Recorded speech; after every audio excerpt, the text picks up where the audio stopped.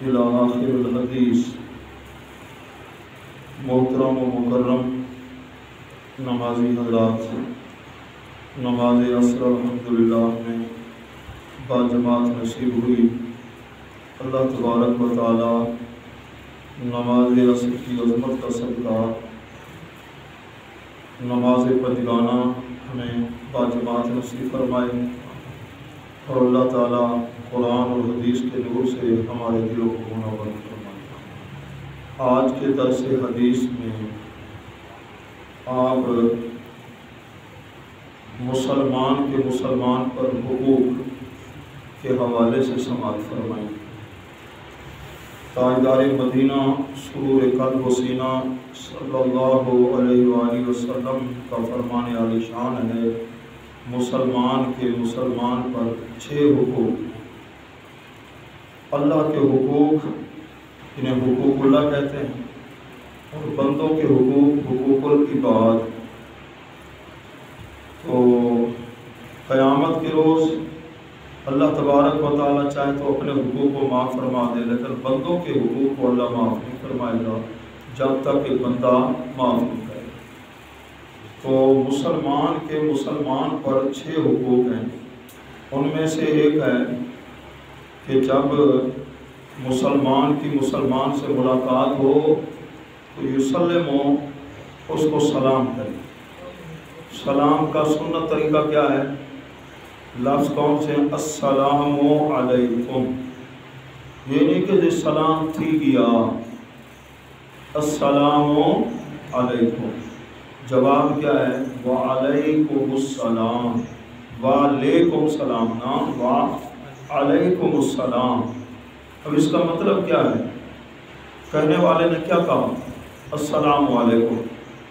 سلام اللہ کا نام بھی ہے، جنت کے اندر مقام ہے، جنت کا نام بھی سلام ہے، اور باب تفعیل کا مصدر بھی ہے، سلم یسلم سلام، سلامتی اس میں۔ تو سلام کہنے والا کہہ رہا ہے، اے بھائی ہمارے مسلمان بھائی، میری طرف سے تیری عزت، مال، جان کو سلامتی دی، میں اسے نقصان نہیں پہنچاؤں گا۔ تو جب یہ سلام کرتا ہے تو پیارے محبوب کے پیارے غلام السلام کے اندر پہل کرنا، یہ وہ سنت ہے کہ جواب دینا سلام کا واجب ہے، اور سلام کہنا پہلے یہ کیا ہے؟ سنت۔ واجب کا مقام سنت سے زیادہ ہوتا ہے، لیکن بعض بات ایسے ہوتا ہے سنت کا مقام ثواب کے اعتبار سے زیادہ۔ اب آپ سلام میں پہل کریں گے جواب دینے والے پر تو جواب واجب ہے، لیکن ثواب کس کو زیادہ ہوگا؟ جو ابتدا کرے گا سلام سے پہلے۔ تو السلام علیکم۔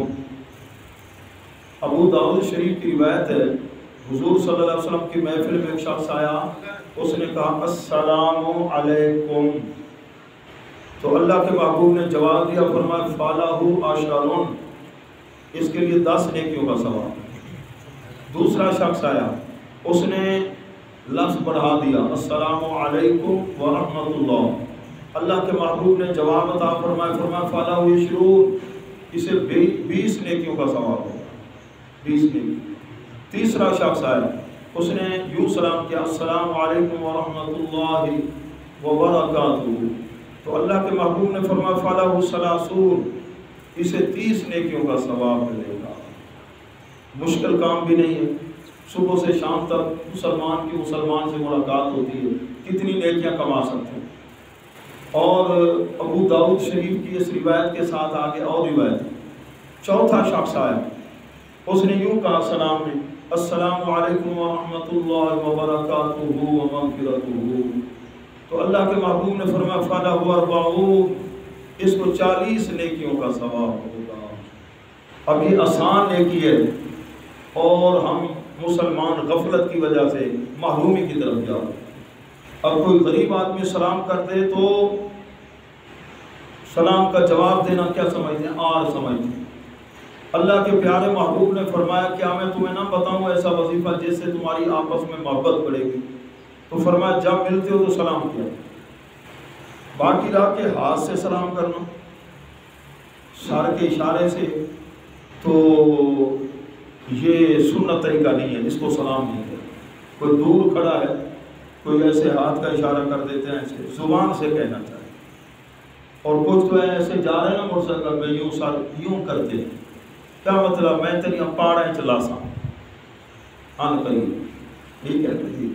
تو یہ سلام نہیں ہے، سلام جو ہے زبان کے ساتھ، ہاتھ کا اشارہ کرتے تو سلام زبان سے کرے، السلام علیکم۔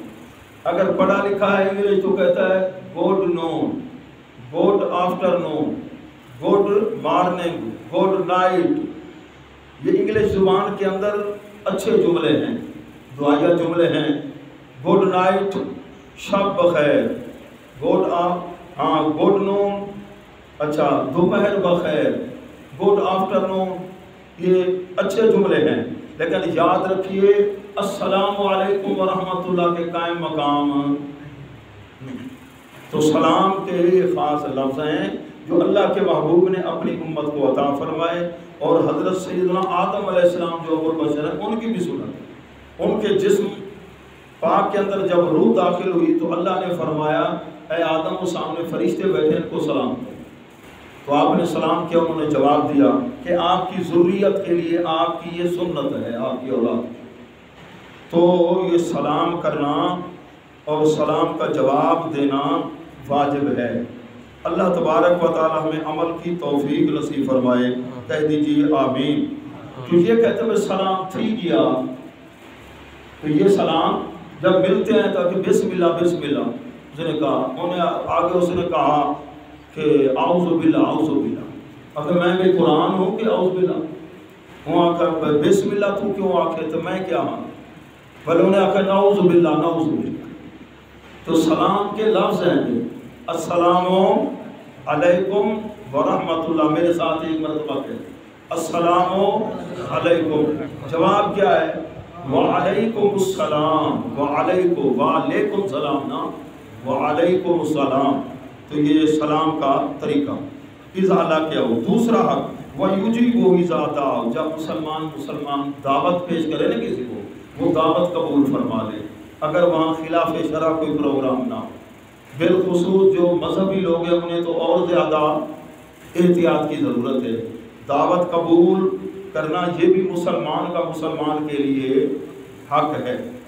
اچھا وَيُجِيبُ إِذَا دَعَاهُ، آگے تیسرا حق ہے یشمت اذا عطس، کسی کو چھینک آئے تو کیا پڑھے جی الحمدللہ، جس کو چھینک آئے تو سننے والا کیا کہے یرحمک اللہ، اللہ تیرے اوپر رحم کرے، پھر وہ کیا کہے اور دعا دے دے یہدیکم اللہ، ٹھیک ہے نا، ویصلح بالکم، جی جی اللہ تعالیٰ آپ کو ہدایت۔ یعنی مسلمان کی تو مسلمان سے مراد ایک دوسرے کے لیے بہتری ہے، دعائیہ کلمات، چھینک کا جواب، اگر اس کو 15 بار چھینک آ جائے تو پھر 2 مرتبہ تو ہے جواب دے دو، ٹھیک ہے نا، تیسری بار چوتھائی دوائی لے لو، آپ کی طبیعت درست ہے، ٹھیک ہے نا، آپ کو نزلہ زکام، پیر صاحب تھے ان کے پاس ایک آدمی آگا، پیر صاحب دوائی تے دو کیا ہو گیا کہ ٹرک ڈانس،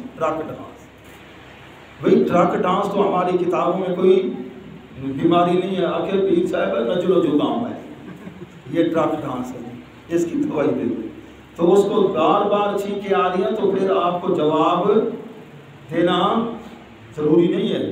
تو آگے فرماؤ یعود اذا مرض، جب بیمار ہو جائے تو عیادت کرنا، یہ مسلمان کا مسلمان کے لیے، یہ نہیں ہے کہ کوئی ہے جی معاشرے کے اندر زیادہ دولت مند ہے، سیاسی ہے، وہ بیمار ہو جائے اس کی تو عیادت کے لیے، اور غریب بیمار ہو جائے تو، بلکہ غریب کی عادت سے تو ثواب زیادہ ہوگا، 70,000 فرشتے صبح سے شام تک آپ کے لیے دعا کریں گے۔ تو طریقہ کیا ہوگا، ہاتھ پکڑ کرنا، کہ لا باس طہور انشاءاللہ، خیر ہی خیر ہوگا، تو وہی جو تقدیر میں لکھا ہے موت آنے والی ہے، عورتوں کی طرح اس کی حوصلہ فکری نہیں کرنی، تاکہ دیکھو غلام رسول کوئی بیماری تلگی آئی جو نہ بچہ آشدہ نک دی کوٹی ڈھٹی نس بھائی ایسا، ٹھیک ہے نا، جب عیادت کریں تو اس کو کیا دیں، تسلی دیں، ہاں جی حوصلہ افزائی اس کی۔ اچھا جی، اور اس کے بعد کیا ہے اذا مات، جب فوت ہو جائے تو جنازے میں بھی شرکت کریں، تو جنازے کی دعائیں بھی پھر یاد ہونی چاہیے جنازے کی دعائیں. تو ہمارے علاقے کے اندر ایک صاحب ہے، اس کو دعائیں وغیرہ نہیں آتی. آگے دیکھو جی میں تو اتنا ہمدرد ہوں، کوئی جنازہ میں نہیں چھوڑتا ہر جنازے میں، اور اس کو دعائیں خود آتی نہیں. تو جنازے کا طریقہ بھی آنا چاہیے. تو نماز جنازہ کے اندر کتنے رکن ہیں؟ نماز جنازہ میں رکن کتنے ہیں؟ 2 رکن ہیں. اللہ اکبر 4 مرتبہ کہیں گے 1 رکن، اور کھڑے ہو کر نماز جنازہ پڑھتے ہیں تو یہ دوسرا رکن.